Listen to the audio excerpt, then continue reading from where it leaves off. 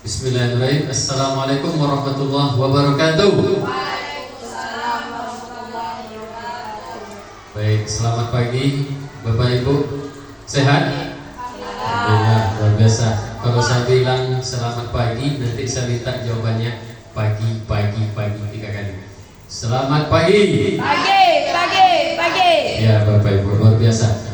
Baik, perkenalkan, saya adalah Apriyadi, calon guru penggerak angkatan 9 Kota Pekanbaru.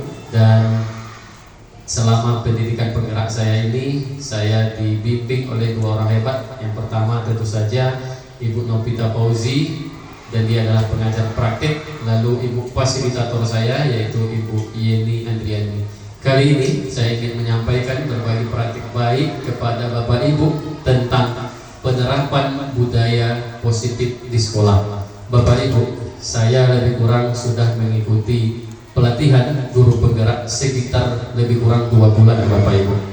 Dalam 2 bulan ini luar biasa Bapak Ibu, apa yang saya terima, apa yang saya dapatkan, ilmu-ilmu baru di tiap modul. Saat ini saya baru sampai di modul 1.4.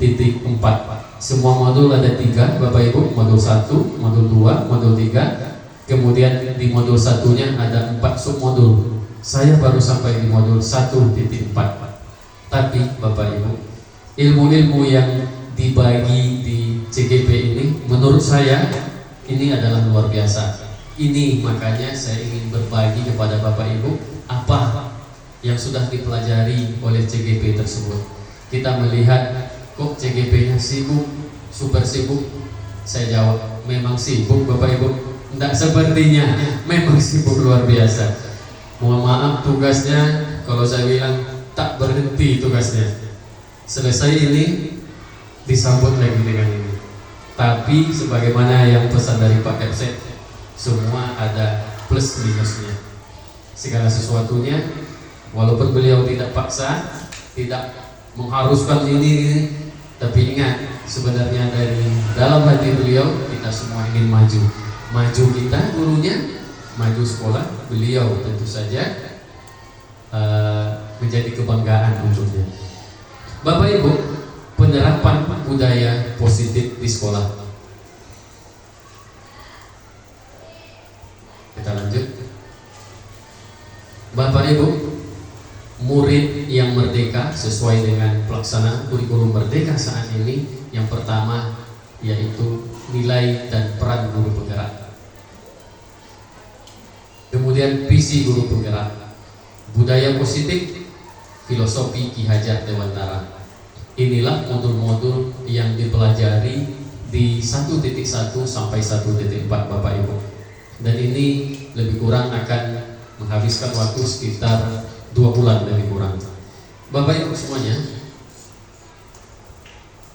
kita tahu Bapak Ibu tentang filosofi Ki Hajar Dewantara. Ini beliau juga ya.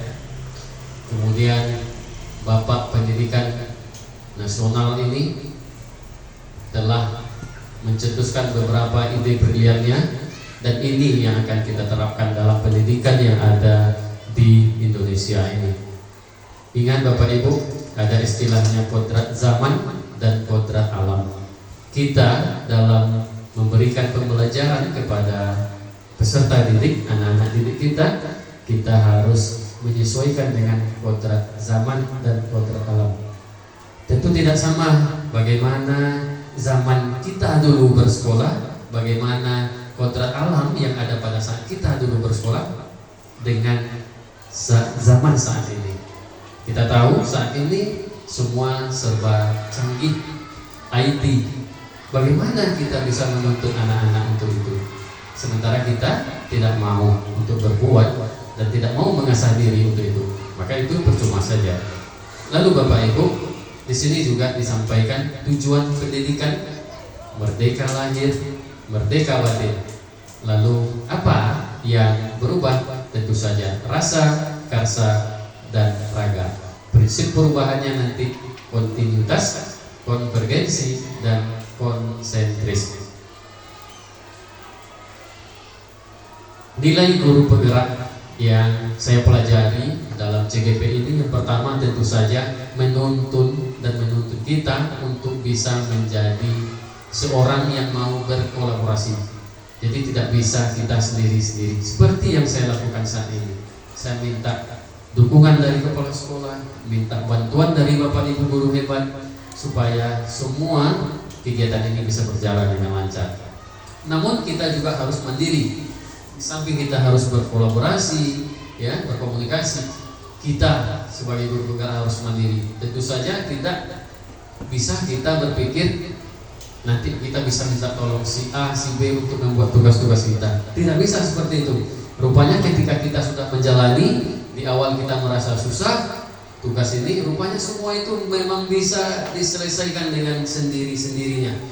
Datang saja wahyu ilham, rupanya seperti ini. Di awal-awal kita kaget, belum lagi mengikuti video conference melalui Google Meet dalam 1 minggu sampai 2 atau 3 kali pertemuan. Belum tugasnya lagi. Rupanya memang kita dituntut harus mandiri. Lalu Bapak Ibu kita harus inovatif. Nah, kemudian kita harus reflektif dan yang paling penting berpihak kepada siswa. Jadi di sini menitik beratkan peserta didik sebagai prioritas utama yang harus dilayani. Nah, ini nilai guru penggerak yang saya pelajari tersebut. Bapak Ibu,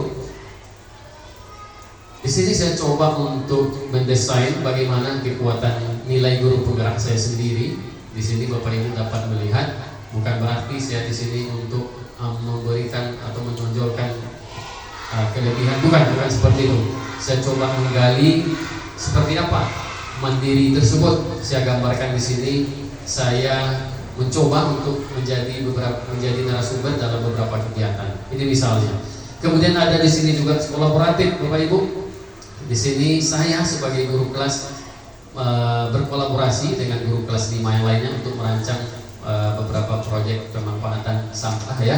Dan ini masih jalan. Alhamdulillah kemarin sudah jadi satu, yaitu pembuatan bantal, ya, dari pemanfaatan sampah. Nah, ini sudah dibentuk dan sudah ada hasilnya dari kelas 5. Lalu apalagi kolaboratif yang saya bangun, yaitu kolaborasi tim penilai. Jadi kebetulan ya Bapak Ibu, saya menjadi tim penilai TUPA, ya, untuk kenaikan pangkat guru.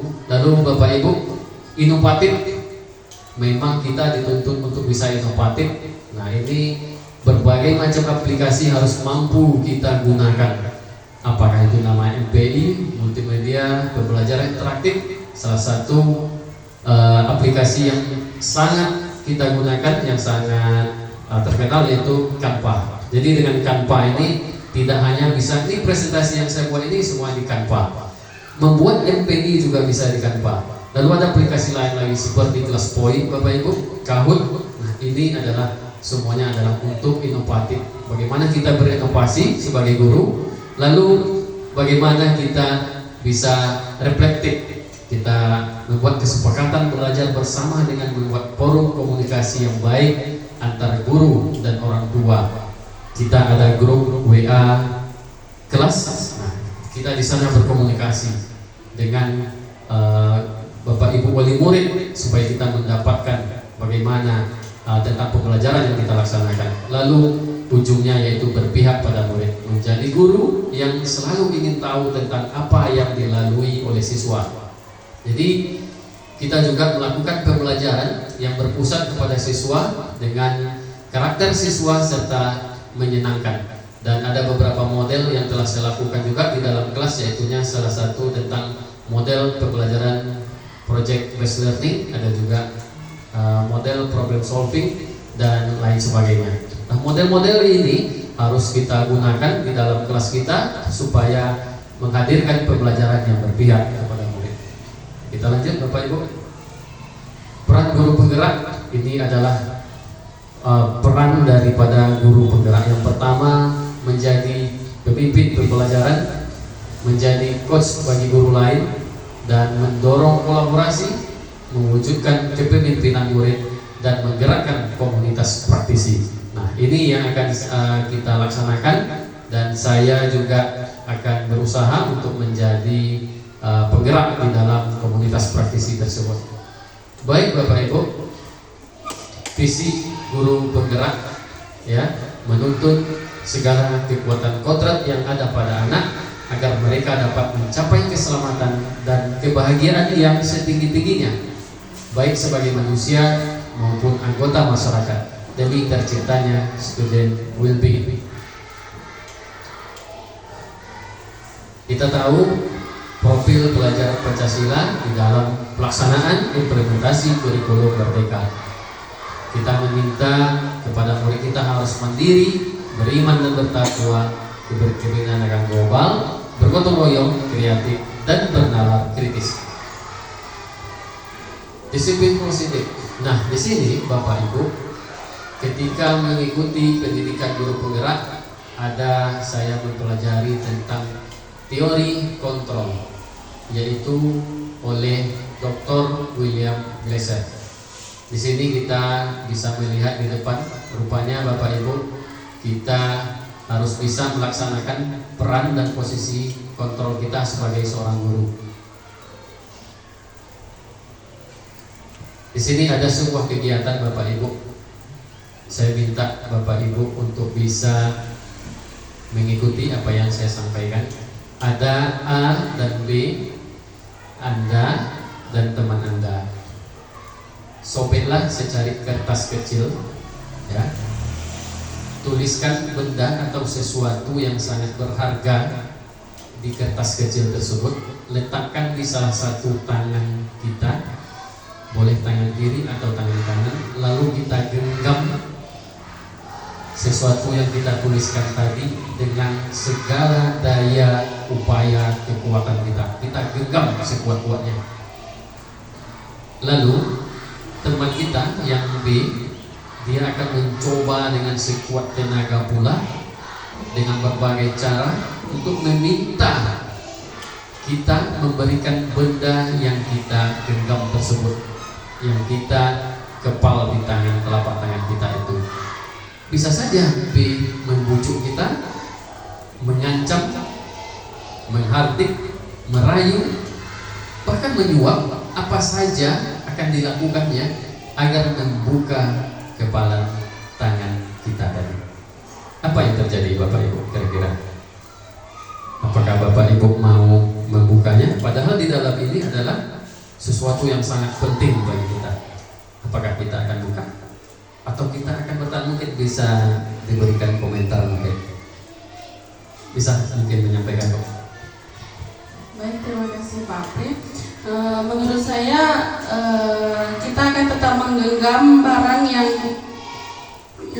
sesuatu benda yang menurut kita penting dalam kehidupan kita, akan walaupun pihak B ini mengancam atau membujuk dan melakukan hal apapun untuk mendapatkan apa yang kita genggam, prinsip saya akan menggenggam apa yang telah menjadi benda yang penting dalam kehidupan saya. Terima kasih Bu ya, karena memang itu adalah hal yang sangat penting. Ada tambahan mungkin ada. Begitu ya Bu ya. Jadi jawaban tadi sudah mewakili kata Ibu Zahra. Ibu Zahra akan berusaha menggenggam sekuat tenaga, tak akan dilepas. Begitulah, karena memang penting. Lalu Bapak Ibu, ini adalah perubahan paradigma teori kontrol, teori pilihan.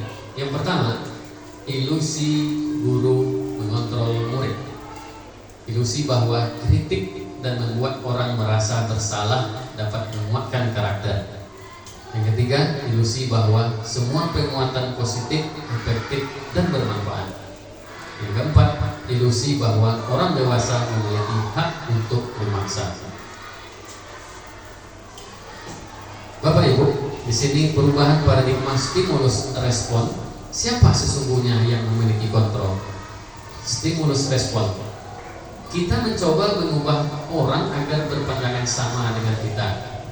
Kalau teorinya, kita berusaha memahami pandangan orang lain tentang dunia dan seterusnya. Apa makna disiplin? Disiplin berasal dari bahasa Latin disciplina, yang artinya belajar, dan seterusnya. teori motivasi. Ada motivasi ekstrinsik untuk menghindari hukuman, untuk mendapatkan imbalan. Yang motivasi intrinsik yaitu untuk menghargai diri sendiri. Nah, ini ada 5 posisi kontrol kita sebagai guru, ya. Yang pertama, kita tahu bahwa kita dulu ketika bersekolah, apakah kita pernah menemukan guru yang menghukum kita kerjanya? Ada enggak? Ada. Dan ini tak akan pernah kita lupakan sampai beranak pinak bercucu. Kira-kira bagaimana pandangan ibu-ibu tentang penghukum ini, guru sebagai penghukum? Atau mungkin ada kenangan mungkin tentang masalah itu? Baik, terima kasih Pak Apri. Yang pertama, penghukum. Nah, saya di sini tidak setuju, ya. Karena apa? Karena saya pernah mengalaminya pada saat saya duduk di jenjang SD, ya, sekolah dasar. Sekarang saya jadi guru. Kenapa? Karena pada saat itu saya dihukum di depan murid-murid lain, dan sampai sekarang saya ingat apa yang terjadi pada saya. Saya disuruh berdiri di depan sambil dijewer di depan teman-teman satu kelas, padahal jawaban yang saya jawab saat papan tulis itu benar. Tapi saya nggak tahu ibu itu ada masalah apa dengan saya. Tapi saya dihukum dan itu sangat saya kenang sekali sampai saat ini. Saya tidak mendendam, tapi tidak mudah untuk kita lupakan. Kita memaafkan tapi tidak untuk melupakan. Seperti itu Pak. Jadi hal seperti itu saya bawa kepada diri saya pada saat ini. Saya tidak ingin terjadi pada murid saya sampai dia tua nanti dia ingat keburukan tentang saya, apa yang saya lakukan di kelas. Karena hal-hal seperti itu tidak hanya menyakitkan fisik tapi juga mental. Hati-hati dengan mental, karena mental ini akan dibawa selamanya karena sudah terjadi oleh saya sendiri. Seperti itu Pak Apri, terima kasih. Betul, akan terus diingat. Jadi kita dulu, bagaimana Bapak Ibu guru kita dulu, tak akan bisa kita lupakan kalau yang namanya di posisi penghukum ini. Dan disinilah Bapak Ibu hebatnya di pendidikan guru penggerak. Nanti tujuan akhir kita sebagai guru, kita harus bisa di posisi kontrol manager. Nah, ini luar biasa. Kemarin mungkin ada ibu yang melihat saya ketika saya memanggil anak. Kita tanyakan, mengapa terlambat nak? Kita telusuri. Kadang kita nggak logika. Kalau dulu kita terlambat, yang disuruh apa? Hormat ke tiang bendera. Itu sejalan nggak dengan apa yang dia lakukan, dengan apa yang hukumannya? Tidak masuk akal, tidak logika. Ya, Bapak Ibu ya. Lalu ada lagi dia melakukan kesalahan, disuruh keliling lapangan 10 kali sampai ngos-ngosan anak. Dan ingat Bapak Ibu, ya, pengalaman pahit itu akan terus kita ingat sampai kapanpun. Dan tidak semua guru juga seperti itu dulu. Tanpa kita sadari, sudah ada beberapa guru yang sebenarnya telah melaksanakan posisi ini, walaupun belum ada namanya ini pada masa dulu. Tapi mereka telah berbuat seperti manajer. Bagaimana dia menghadapi kasus, dia menyelesaikan, kemudian memberikan solusi sehingga dari diri sendiri. Jadi anak ini harus sadarnya dari diri sendiri. Kita lanjut. Nah, ini Bapak Ibu, kalimat yang harus kita gunakan di 5 posisi kontrol ini. Ini yang paling sangat kita tidak setuju. Penghukum, menghardik, ya, ini kata-katanya, ini hasilnya, memberontak jadinya. Lalu kalau membuat orang merasa bersalah, berceramah, mengatakan seharusnya kamu begini, ibu kecewa, naik setingkat menjadi teman, membuatkan alasan-alasan untuk muridnya. Ayolah, lakukan demi ibu. Berteman, rupanya itu ada plus minus, ada efek negatif. Pemantau, menghitung dan mengukur apa peraturannya, menyesuaikan diri bila diawasi. Lalu ini yang posisi yang paling kita idamkan, kita harus bisa menjadi seorang manajer, mengajukan pertanyaan-pertanyaan apa yang kita yakini, apa yang bisa kita kerjakan untuk memperbaiki masalahnya. Kita bertanya, tapi tentu saja kita harus buat kesepakatan kelas. Nah, jadi kalau saya kemarin saya mulai sebelum guru penggerak juga saya telah membuat kesepakatan kelas, ya, dan itu saya tempelkan di kelas. Saya rasa Bapak Ibu juga sudah ada, ya. Sebelum kita belajar anak-anak, kita buat kesepakatan kelas dulu. Apa yang kita kesepakati? Oh iya Pak, tidak boleh bercarut Pak. Oke, kita tuliskan. Saya juga suruh anak-anak untuk menempelkan. Saya buat pertanyaan jadi dari mereka sendiri. Seperti ini Pak, maunya tidak datang terlambat Pak. Setelah selesai, maka kita rapatkan. Lalu Bapak Ibu, kita lanjutkan. Kebutuhan dasar manusia di pendidikan guru penggerak juga ini dipelajari. Ada 5 kebutuhan dasar manusia untuk kesenangan, kebebasan, penguasaan, rasa kasih sayang, dan untuk bertahan hidup. Bapak Ibu, ada juga penyelesaian kasus yang saya pelajari di guru penggerak ini, yaitu tentang segitiga restitusi. Apa itu restitusi? Yaitu proses menciptakan kondisi bagi murid untuk memperbaiki kesalahan mereka, sehingga mereka bisa kembali pada kelompok mereka dengan karakter yang lebih kuat. Ada 3 tahapan. Yang pertama, harus menstabilkan identitas. Kita buat tenang dulu anak itu. Berbuat salah adalah hal yang manusiawi. Kita sampaikan seperti itu ke anak-anak kita. Tidak ada manusia yang sempurna. Bapak juga pernah berbuat salah. Kemudian kita pasti bisa menyelesaikan masalah ini. Siapa yang Bapak tidak tertarik untuk mencari tahu siapa yang salah dan siapa yang benar. Tapi di sini Bapak memanggil kamu, kita bersama mencari apa solusinya atas masalah yang kamu hadapi tersebut. Kemudian kita validasi tindakan yang salah. Sesudah kita stabilkan anak-anak tadi, identitas mereka sudah stabil, lalu kita validasi tindakan yang salah. Kamu bisa saja melakukan hal yang lebih buruk, tapi kamu tidak melakukannya. Kamu pasti punya alasan. Kalau dia terlambat, kenapa alasannya? Dijawabnya, saya lambat bangun. Kenapa lambat bangun? Tadi malam saya main HP, main game, sampai tidur baru jam 12.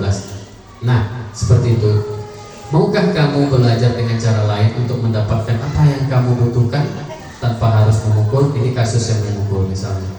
Apakah kamu bisa melakukan dengan lebih baik besok lagi? Dan yang terakhir, menanyakan keinginan. Nah, apa nilai yang kita percaya di kelas? Nah, ini tadi yang saya sampaikan. Kita harus membuat terlebih dahulu kesepakatan kelas dan kesepakatan sekolah. Ini catatan dari saya, Bapak Ibu, untuk kita semua, termasuk untuk diri saya, bahwa teknologi tidak akan menggantikan guru hebat, tapi teknologi di tangan guru yang hebat akan menjadi transformasional. Nah, jadi Bapak Ibu, tidak bisa kita anggap enteng, mudah kecanggihan teknologi kalau kita tidak mau masuk ke dalam itu. Kalau kita cuek, kalau kita merasa sudah di posisi kita saat ini, saya katakan itu sebagai posisi nyaman. Datang mengajar, lalu mengajar seperti biasa, absen, setelah itu pulang. Itu terus hari demi hari kita lakukan. Padahal ingat Bapak Ibu, zaman sekarang kita harus mengajar sesuai dengan kodrat alam, kodrat zaman.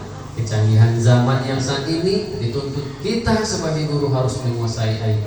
Ingat, IT teknologi tidak akan bisa menggantikan kita, ya, tidak bisa. Walaupun sekarang ada namanya kecanggihan AI, ya, kita bisa memerintah baik di Canva, kita minta buat soal otomatis, bisa. Tapi apakah bisa dia mengajar teknologi itu? Robot mengajar? Tidak akan bisa. Jadi Bapak Ibu, tapi dengan kita menguasai teknologi, maka kita akan menjadi orang hebat dalam melakukan dunia pendidikan.